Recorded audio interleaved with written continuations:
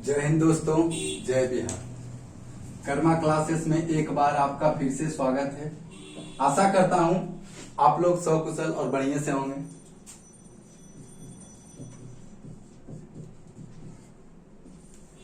मैं अमित कुमार आज फिर आपको हिस्ट्री में कुछ नए नए टॉपिक्स बताऊंगा, तो दिल थाम के बैठिए और फोकस करिए कर्मा क्लासेस। आइए चलते हैं। कल मैंने चारों वेद को खत्म कर दिया था।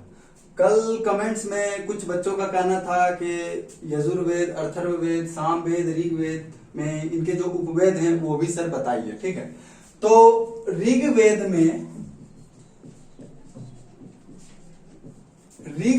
का उपवेद है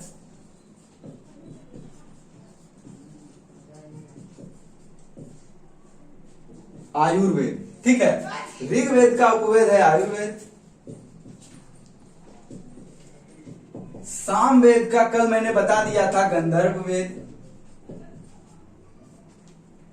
और दो ऐसे थे, वो इंपॉर्टेंट नहीं थे लेकिन बच्चे कमेंट में किए हैं तो मैं बता देता हूं।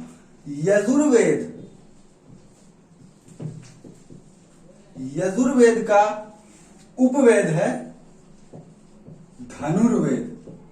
यजुर्वेद का उपवेद क्या है? धनुर्वेद है। और अंतिम अथर्ववेद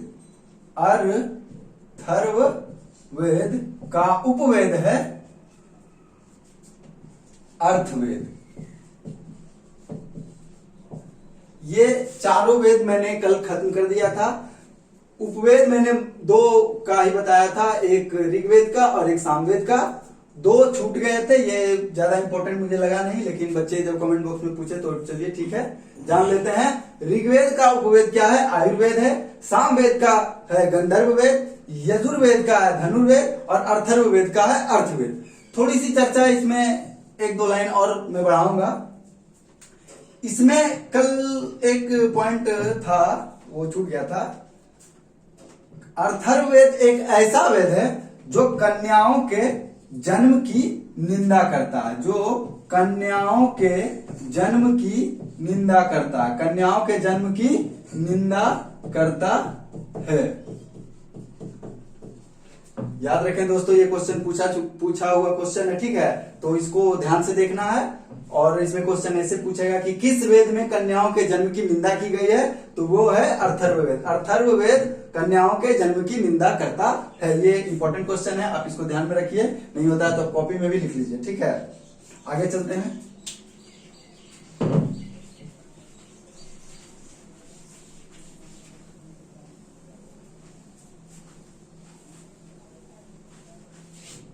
और एक पॉइंट और है दोस्तों कि अथर्ववेद में ही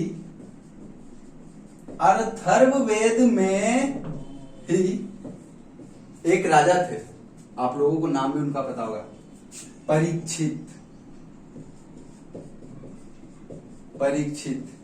ये वही राजा थे, ये कुरु जनपद के राजा थे जिसकी राजधानी इंद्रप्रस्थ थी। और ये वही राजा थे जिन्होंने कई सांपों को एक अनुष्ठान करवाए थे। उस अनुष्ठान में बहुत सारे सांप का इन्होंने बलि दे दिया था।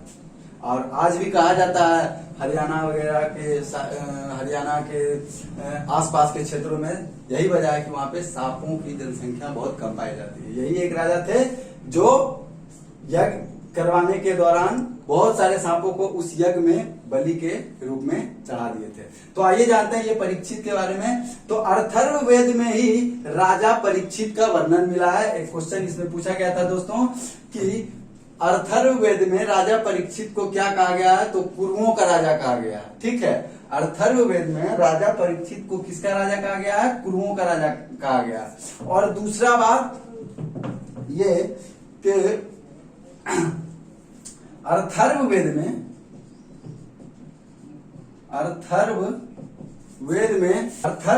में एक और चीज है, पृथ्वी सूक्त का वर्णन किया गया है।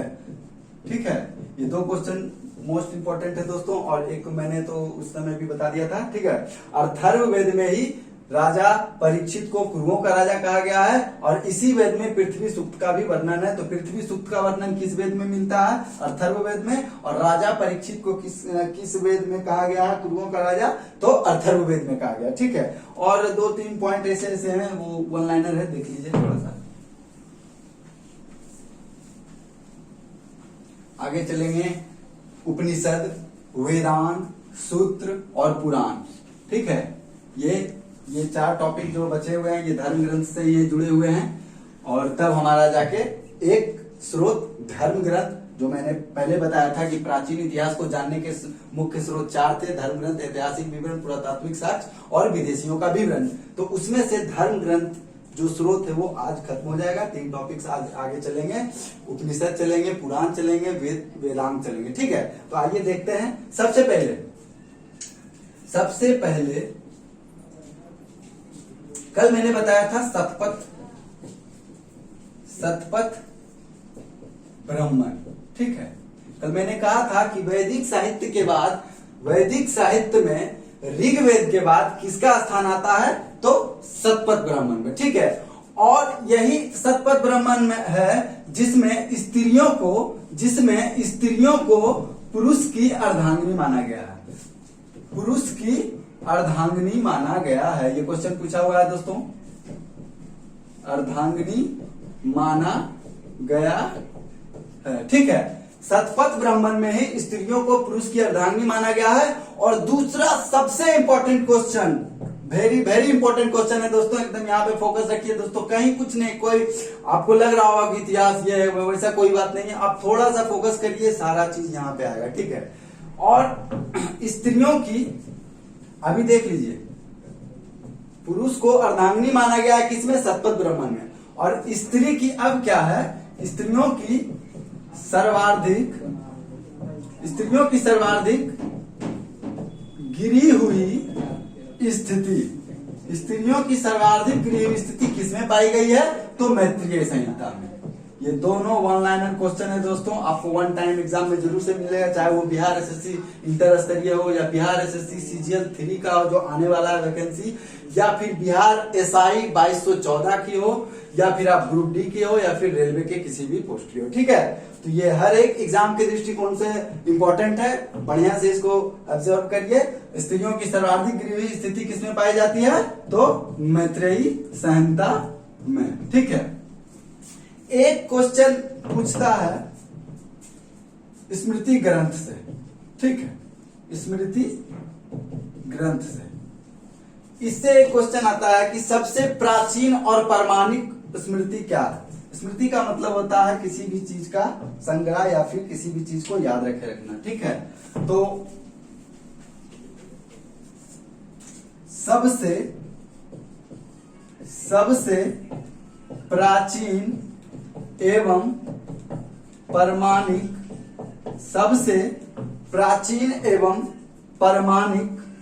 स्मृति कौन सी स्मृति है?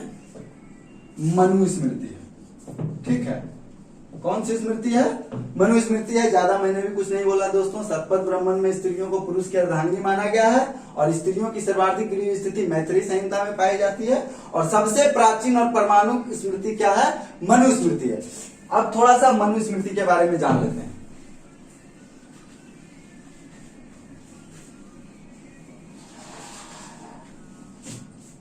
मनुस्मृति से एक पॉइंट बनता है, और वो कुछ कुछ एग्जाम में पूछा भी गया है कि मनुस्मृति से किस वंश की जानकारी मिलती है? किस वंश की जानकारी मिलती है? मनुस्मृति से किस वंश की जानकारी मिलती है, या फिर किस वंश के शासन की जानकारी मिलती? किस वंश की जानकारी मिलती है दोस्तों? तो मनुस्मृति से मिलती है शुंग काल की जानकारी। शुंग काल की जानकारी। इसी स्मृति से हमें पता चलता है कि पुष्यमित्र शुंग ने कितने बार अश्वमेध यज्ञ करवाए। शायद आपको पता होगा, उन्होंने 2 बार अश्वमेध यज्ञ करवाए थे। वो जब शुंग वंश पढ़ेंगे तो उसमें और भी गहराई से जाएंगे। फिलहाल आप इतना जानिए कि मनुस्मृति से किस वंश की जानकारी प्राप्त होती है? तो शुंग काल के ऐतिहासिक घटनाओं का बारे में हम लोग जानते हैं। ठीक है, तो शुंग काल की जानकारी मिलती है। और एक है नारद स्मृति। नारद स्मृति, इससे सबसे इंपॉर्टेंट वंश के बारे में जानकारी मिलती है दोस्तों। तो हिंदी साहित्य का स्वर्ण युग भी कहा जाता है, हिंदी साहित्य का स्वर्ण युग भी कहा जाता है, और वो है गुप्त काल, वो है गुप्त काल। ठीक है, नारद स्मृति से हमें किस वंश के बारे में जानकारी मिलती है? तो गुप्त काल की। और मनु स्मृति से किस वंश की जानकारी मिलती है? तो शुंग काल की। सब इंपॉर्टेंट है दोस्तों, अपने कॉपी में लिखिए। हालांकि लिखने की आदत तो साल डेढ़ साल से आप लोग भूल ही गए होंगे, क्योंकि लॉकडाउन बार बार लग ही रहा है। तो उस आदत को फिर से बनाइए और चलिए हमारे साथ। जब तक तोड़ेंगे नहीं तब तक छोड़ेंगे नहीं, और इस बार तोड़ ही देना है, चाहे वो इंटर स्तरीय हो या सीजीएल लेवल हो या फिर बिहार एसआई का एग्जाम हो या फिर आपका बीपीएससी प्री हो, इस बार तोड़ देना। और अब चलते हैं उपनिषद,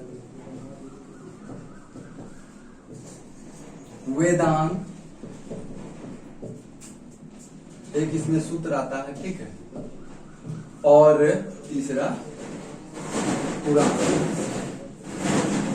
कुछ नहीं है, बहुत बच्चे कंफ्यूज जाते हैं कि पुराण कितने हैं, उपनिषद कितने हैं। कभी उपनिषद को 1028 कर देते हैं तो और सूक्तों को 108 कर देते हैं, तो ऐसा कहीं कुछ नहीं है। सूक्त कितने हैं? तो 1028 ऋग्वेद में, और उपनिषद कितने हैं? तो 108। ठीक है, वेदांग कितने हैं? 6, और पुराण कितने हैं? 18। कहीं कोई कंफ्यूजन नहीं होना चाहिए। उपनिषद कितने हैं? 108, वेदांग कितने हैं? 6, और पुराण कितने हैं? 18। अगर आप बोल रहे हैं तो पुराण में देखिए 9 आ रहा है, 9 का मल्टीप्लाई 2 कीजिए तो 18 हो जाएगा। ये थोड़ा सा मेरे तरफ से एक ट्रिक था, आपको लगता है कि ये बढ़िया है, यूजफुल है, तो आप रखिए, नहीं तो डायरेक्टली याद करिए। उपनिषद कितने हैं? 108, वेदांत कितने हैं? 6, और पुराण कितने हैं? 18। आइए चलते हैं उपनिषद में।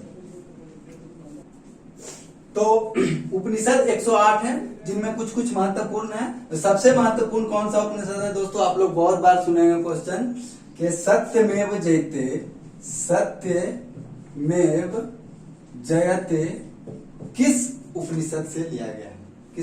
किस उपनिषद से लिया गया है दोस्तों? तो मुंडकोपनिषद से। मुंडकोपनिषद से। सत्यमेव जयते किस उपनिषद से लिया गया है? तो मुंडकोपनिषद से। और इसी उपनिषद में यज्ञ की तुलना टूटी हुई नाव से की गई है। टूटी हुई नाव से की गई है। ठीक है दोस्तों, सबसे इन 108 उपनिषद में सबसे इंपॉर्टेंट एग्जाम के दृष्टिकोण से यह है कि सत्यमेव जयते का उल्लेख किस उपनिषद में है? तो मुंडकोपनिषद से लिया गया है। और इसी मुंडकोपनिषद में यज्ञ की तुलना टूटी हुई नाव से की गई है। आगे चलते हैं दोस्तों, और कौन कौन से उपनिषद है जिसमें किस किस चीज का वर्णन है ये भी जानते हैं। ठीक है, तो बने रहिए और ध्यान से देखिए। दूसरा है, ये क्वेश्चन आपको सेट में बहुत ज्यादा मिलेगा। चारों आश्रमों का उल्लेख, चारों आश्रमों का उल्लेख किस उपनिषद में मिलता है? किस उपनिषद में मिलता है? यह है आपका जाबलोपनिषद। ठीक है, दूसरा है आपका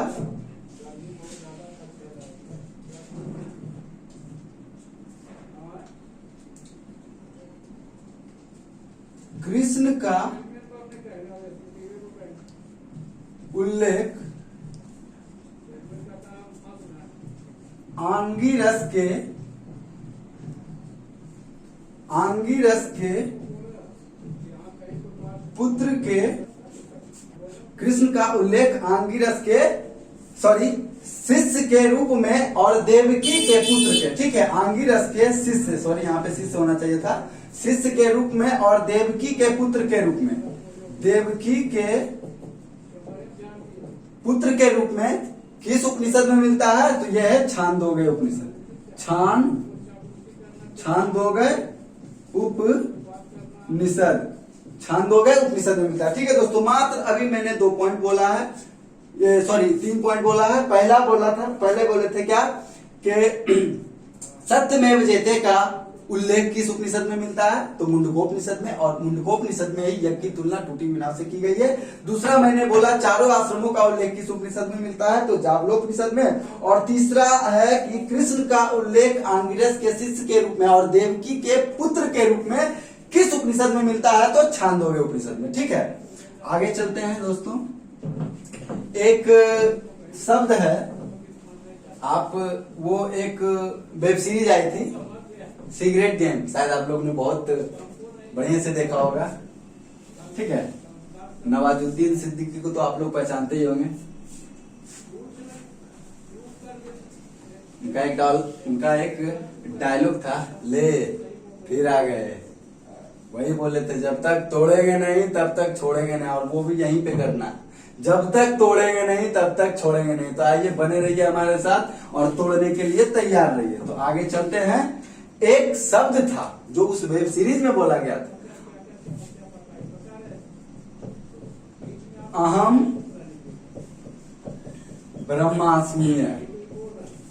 अहम ब्रह्मास्मीय मतलब कि मैं ही ब्रह्म हूं। और ये शब्द किस उपनिषद से लिया गया है?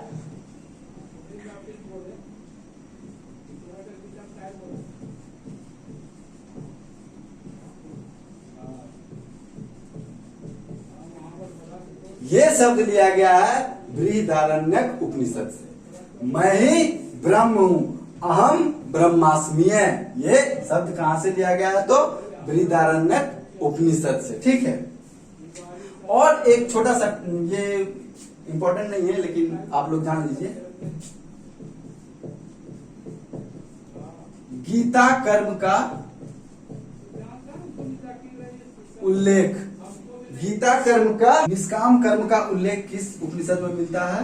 तो यह है ईशोपनिषद। ठीक है, ईशोपनिषद। इससे ज्यादा उपनिषद में से ज्यादा नहीं पूछेगा मैं, और मत सबसे ज्यादा तो पूछता हुआ सत्यमेव जयते वाला।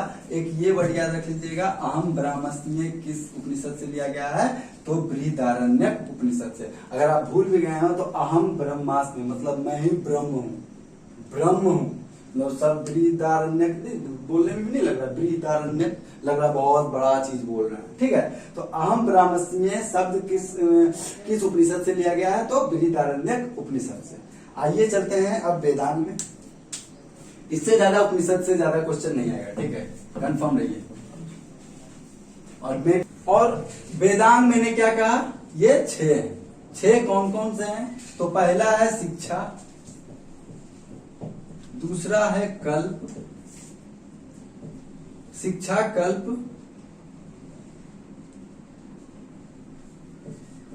निरुक्त व्याकरण, शिक्षा कल्प निरुक्त व्याकरण, एक है ज्योतिष और एक है छंद। ठीक है, वेदांत कितने हैं? इसमें मात्र यही है इंपॉर्टेंट कि वेदांत कितने हैं। क्वेश्चन यहीं से आता है कि वेदांत कितने हैं? 6 हैं। और ये क्यों है?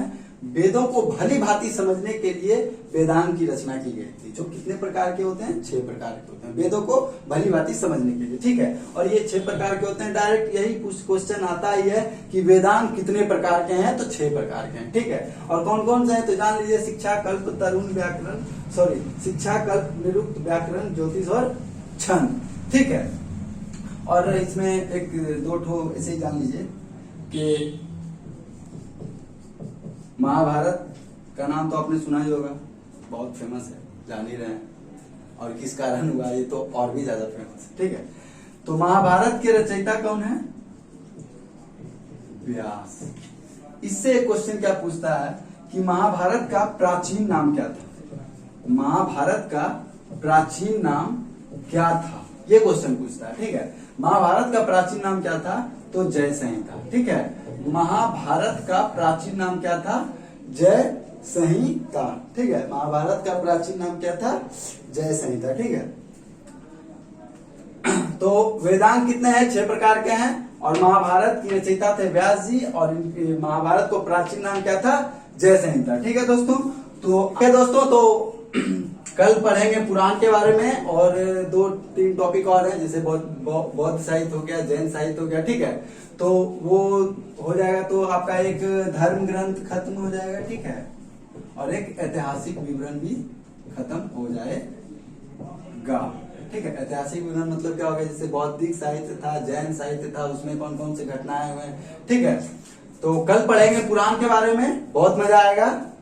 इसी के साथ दोस्तों आज की क्लास यहीं तक, कल फिर मिलते हैं। और पसंद आए वीडियो तो लाइक करें, शेयर करें, सब्सक्राइब करें, और बेल आइकन को दबाना नहीं भूलें। और अगर आपको कुछ लगता है कि नई वीडियो में और कुछ है, तो आप कमेंट बॉक्स में जरूर बताएं। इसी के साथ दोस्तों, जय हिंद, जय बिहार।